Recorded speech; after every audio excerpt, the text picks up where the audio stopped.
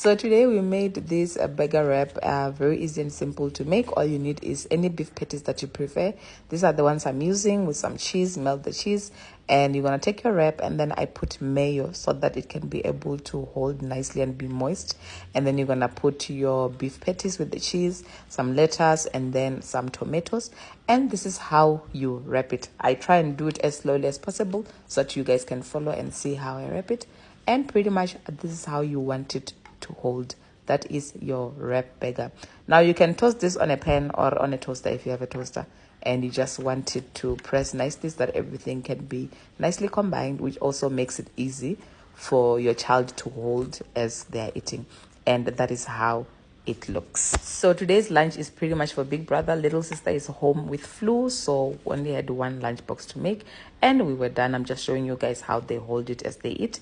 And now this is the lunch box that I'm using for the day. I also made some vanilla sponge cake mini cakes yesterday, so I'm putting one there, and then an apple, and then some Fritos and orange juice for the day. And just like that, this is today's lunch. The wrap burger is done. Very easy, very simple to make. I am sure this is something that you guys would be interested in also making for your kids. And now it was time to close off everything, and of course never forget the bottle of water.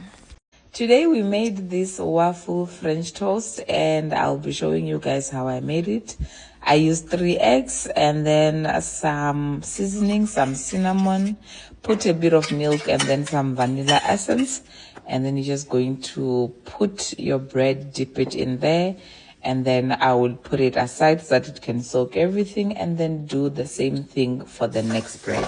From there, you want to make sure you generously grease your toaster, and then you're gonna put your slice, and then you're just gonna press that down and let that cook. Once it's done, it should look nice and golden brown, and it should be crisp. Guys, this smelled like waffles, I think because of the vanilla, and it was smelling so good. I do the same thing for the last 2 slices, and this is how it looks. And overall, this is a close-up look of your waffle French toast. And now it was time to pack it on the lunch box. I just cut it in half, and then I'm going to put the pieces like that. And then I'm also gonna put some mini cheese grillers, and then juice for the day. And then I cut half of a peach for big brother, and then here I'm just gonna put some maple syrup and some icing sugar and popcorns for the day. And pretty much that's it. That is the lunch box for big brother for the day.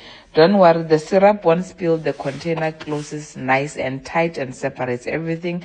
And then same thing for little sister, but for little sister I put her syrup in a container which I will close with a lid, because she's a baby. Sometimes she forgets to close her container.